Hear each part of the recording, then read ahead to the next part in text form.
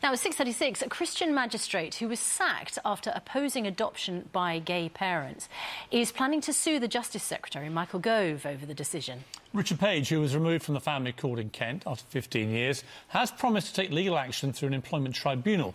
And Richard joins us now. Welcome to you. Good morning. Good morning. Why were you sacked? Well, they sacked because of prejudice of my religious views. That's what they said anyway, when I was in a court case to do with adoption.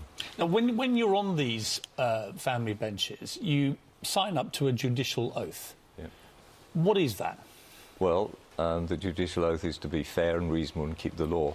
But as I also mentioned to the Lord Chancellor some time ago, that I kept the oath because the last 4 words of the oath are "so help me God."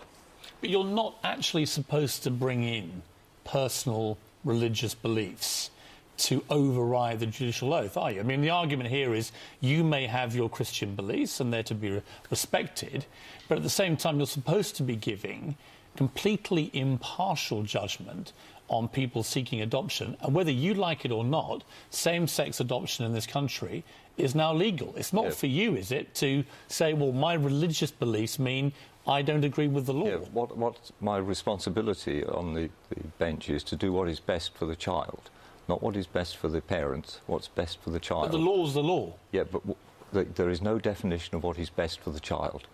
I have to make that decision along with the other magistrates. Why do you think that being adopted by a gay couple would not be good for a child? Well, because, you know, my understanding is that a man and a woman is the natural way of having a child. So do you think that single parents shouldn't be allowed to adopt either? I think it's what's best for the child, and I would have thought a man and a woman is what's best for a child. So you rule out... I mean, you are obviously in a very influential position as a magistrate on the family bench, and presumably, you know, at some stage you might be very influential over individual adoptions, but you're ruling out all sorts of legally viable situations which the country and the law have decided are good for a child, simply because you think it should be a man and a woman.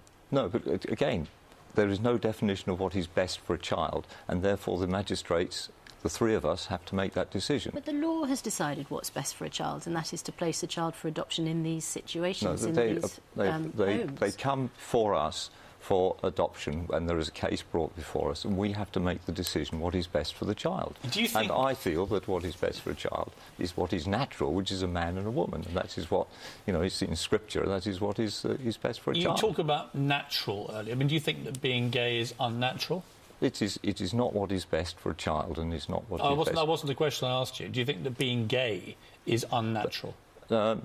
Being a homosexual is not... You know, in Scripture, it doesn't say that being a homosexual is good or bad. What is your belief? But what is wrong is homosexual activity. Really? Yes. As sex outside marriage is not right. But you were aware there are many, many gay people who'd be watching this thinking, well, you just sound like an old bigot. No, what I'm saying is what is best for a child. That's my responsibility when I'm in the court. What is best for the child. What is concerning everybody is not what is best for the child, but the fact that the person whose job it is to determine this clearly is homophobic. You are. No, I'm not homophobic. But you are. No, I'm not. You just stated things which are clearly homophobic. That's what is best for a child is what is required. Yes, but you're the one who is presiding over what is best for this child. You're the one who can have a final say, and yet you are homophobic. You don't think that gay people make good parents, do you? You don't think that a gay lifestyle is natural. You think it's a sin. No, I think that, again, I go back to the fact that what is my legal requirement is to do what is best for a child. Well, your legal requirement, with respect, is to uphold the law which says that same-sex marriage since 2002 is legal in this country. I come back to your personal homophobia, which is the reason I think you've lost your job, and it's pretty transparent to me, is that you're basically anti-gay, and that's the problem in this country. That is not what I'm saying. What I'm saying is what is best for a child, and what I can... And all of us have to make that decision as a magistrate, what is best for a child, and that you have 3 kids. You have 3 children, don't you? Yes. They're all adult now, yeah? Yes. Are any of them gay? No. If they had been gay, how would you have reacted? No, that was just said that being gay as such is not the problem. It's just, you know, I'm a sinner, I'm a human being, so are you. All right, we all do things that are wrong. But if one of your children came to you and said, "I'm gay, Dad, and I want to have a gay marriage, say, what would you have said to? I would not, certainly not. I wouldn't have been happy with that by any stretch of the imagination. Would you reject them? No, because they're my children. All right. You know, any more than I would expect them to. And do children not deserve loving parents? And two loving parents who are gay are equal in the eyes of the law to well, a there is man and a also woman? evidence that they are not as good over the whole lifestyle of the child. Where have you got that from? From America, where they have had gay people have been adopting children for longer. There is not. I don't think there is anybody in Britain who has been adopted who is now going through puberty and teenage. Whereas in America, the evidence is that there are problems, huge problems, when they go through puberty. And what about the teenage. problems of regular adoption? There must be many regular adoptions, which also have a lot of problems. It seems to me, again, that unfortunately you're coming at this from a premise of you're basically homophobic. You don't want to see...